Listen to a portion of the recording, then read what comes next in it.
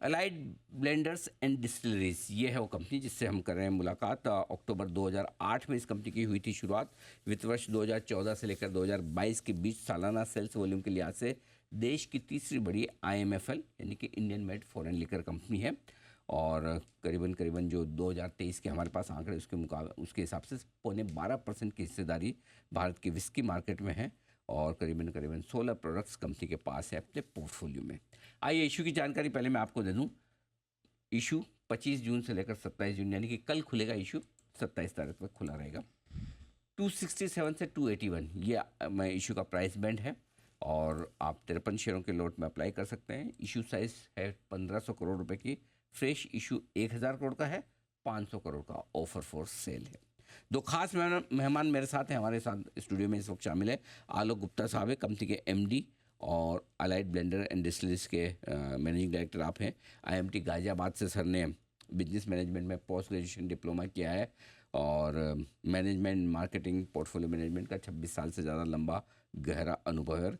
कई सारी देश की और विदेश की दिग्गज कंपनी के साथ काम करने का अनुभव गुप्ता साहब का है।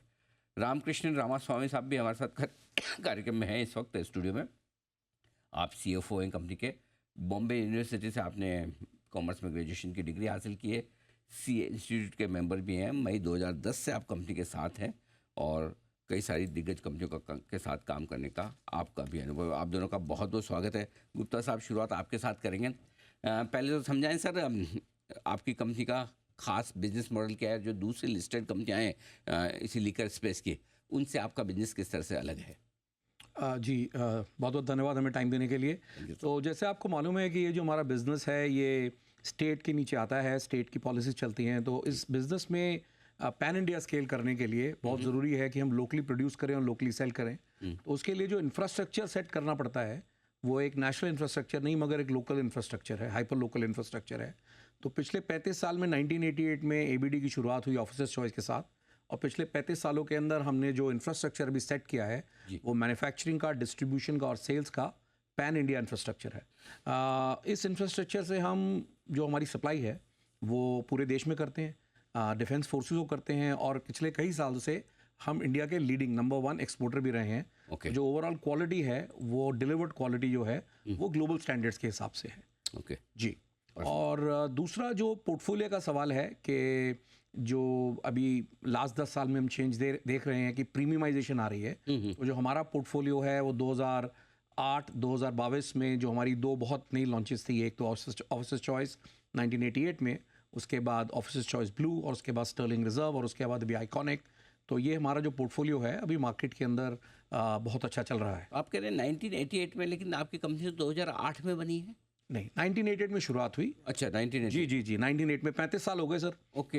इस बिज़नेस के अंदर तो जो फंडामेंटल्स 35 साल आपको पता है कोई कंपनी जो रहे उसका मतलब उसकी ब्रांड का ट्रस्ट, उसका सेल्स का ट्रस्ट अच्छा रहता है। जी। रामास्वामी सर, आपकी कंपनी पे करीबन करीबन 800 करोड़ के आसपास का डेट है, राइट? हाँ जी। वो आप इस IPO के पैसे से चुकाने वाले हैं। हाँ जी। तो कितना आप डेट रिडक्शन करेंगे और उससे कंपनी को नेट सेविंग कितनी होने वाली है? सर पूरा डेट रिपे कर रहे हैं इससे। और इस हिसाब से हमें मोर देन 50% की जो इंटरेस्ट की कॉस्ट है उसकी सेविंग होगी okay for the current year, because first 3 months में हमारी इंटरेस्ट की कॉस्ट तो लगी है। ओके। और आगे जाके वर्किंग कैपिटल के लिए शायद थोड़ी इंटरेस्ट की और लोन की ज़रूरत पड़ेगी। मतलब 120 करोड़ रुपए तो आपके खाली डेट चुकाने से बच गए ब्रॉडली। हाँ जी। राइट, क्योंकि आपके 800 करोड़ का डेट है, 15% की सेविंग हुई तो करीबन करीबन 125 करोड़ की सेविंग तो कंपनी वहीं पर खाली कर पाएगी। सर, कोई नए एक्सपेंशन प्लान है आपके?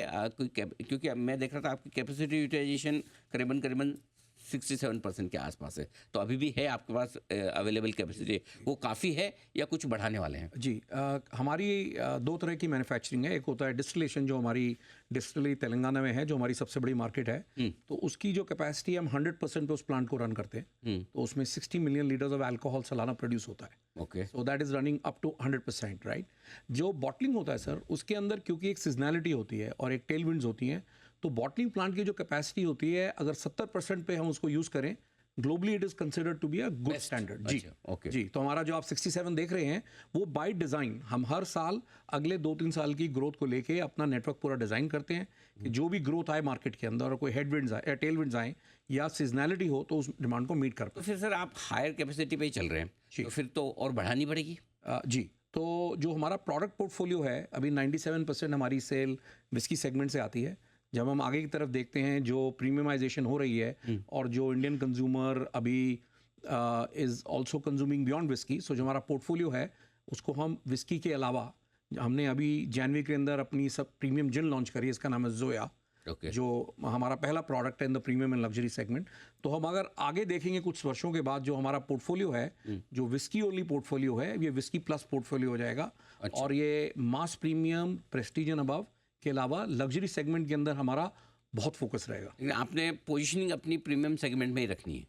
जी, एबीडी की शुरुआत हुई मास प्रीमियम। मास प्रीमियम वो सेगमेंट है जहाँ से कंज्यूमर ब्रांडेड वर्ल्ड की शुरुआत करता है, जहाँ पे हमारी ब्रांड ऑफिसर्स चॉइस जिसकी वर्ल्ड रैंकिंग नंबर 3 काफ़ी साल तक रही है और ग्लोबल में इंडिया मार्केट में तो लीडर है। तो वहाँ पे हमारा फोकस रहेगा बिकॉज वो जो मार्केट है बहुत बड़ी मार्केट है। और वहाँ पे जो भी कस्टमर बोलता है कि मेरे को ब्रांड से चालू करना है उसी सेगमेंट में आता है।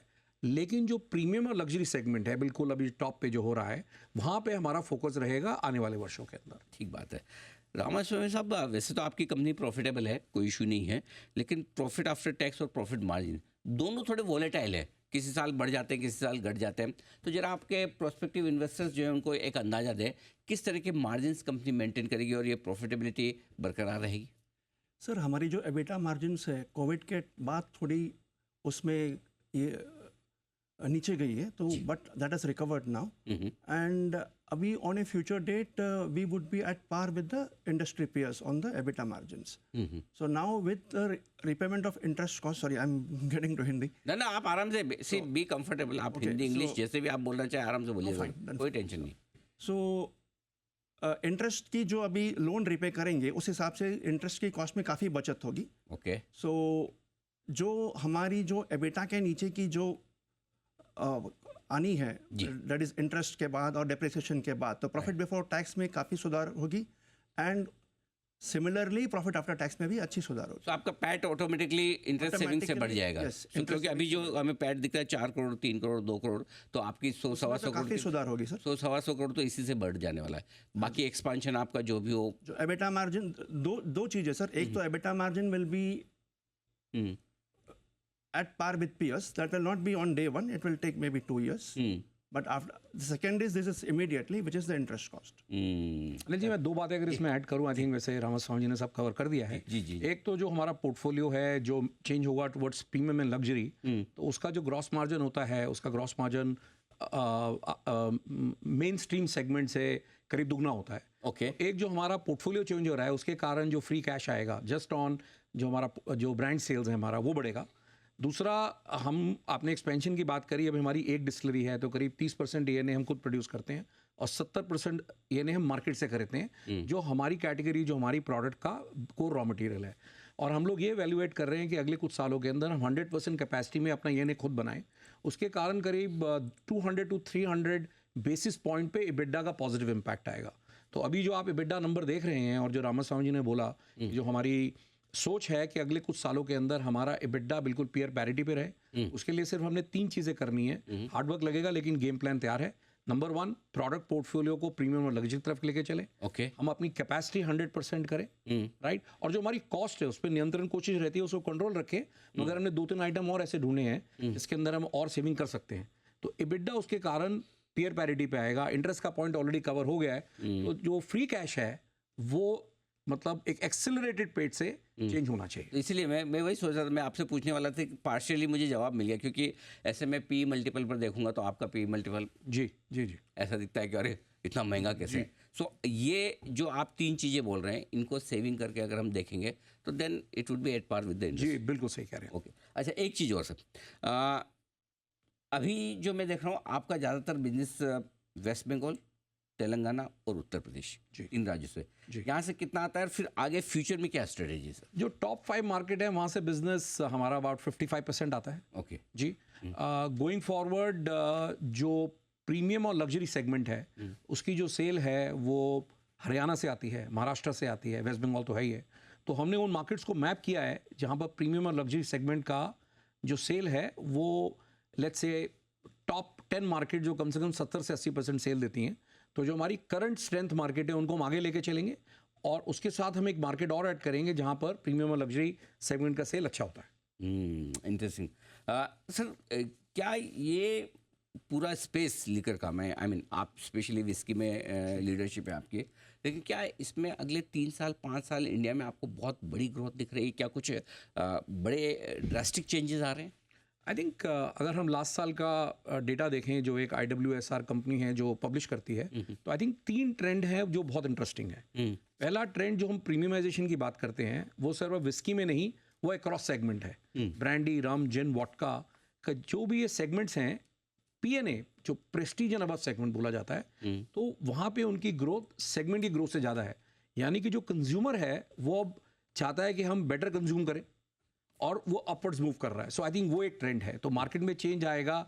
आज से हम 5 साल बाद देखेंगे तो मार्केट का मिक्स बदलेगा। तो value growth will be more than volume growth. I think अगर इसको हम जरा एक हेडलाइन के तरीके से देखें। समझ गया मैं आपको। जी जी जी। तो मतलब जो रियलाइजेशन है वो आपके काफ़ी बेहतर होंगे, क्योंकि वॉल्यूम ग्रोथ भले ही अगर आपकी 10% हो, लेकिन वैल्यू ग्रोथ ज़्यादा होगी। इंडस्ट्री का जो प्रोजेक्शन है वो 9% कैगर पे है, मगर जो ये प्रेस्टीज एंड अबव सेगमेंट है इसका डबल डिजिट में ग्रोथ आएगा। तो मेरे ख्याल से इंडिया की ग्रोइंग इकोनॉमी का फायदा मिलेगा। जी, इंडिया का ग्रोइंग इकोनॉमी है, पास पैसा है खर्च करने। बिल्कुल सही, बिल्कुल ठीक बात है। बहुत बहुत धन्यवाद सर समय देने के लिए, और आपके IPO के लिए बहुत बहुत शुभकामनाएं। कल से आपका IPO खुल रहा है। गुप्ता साहब और रामास्वामी साहब, आप दोनों का धन्यवाद हमारे स्टूडियो में आने। बहुत बहुत धन्यवाद आपका। कल खुलने वाला है एलाइट ब्लेंडर्स का IPO, और कल हम इसका करेंगे पूरा विश्लेषण सुबह 8 बजे कि इस IPO में पैसा लगाया जाए या नहीं। लेकिन फिलहाल आपने मैनेजमेंट को सुना पूरे का आगे के प्लान्स और कंपनी के कामकाज के बारे में।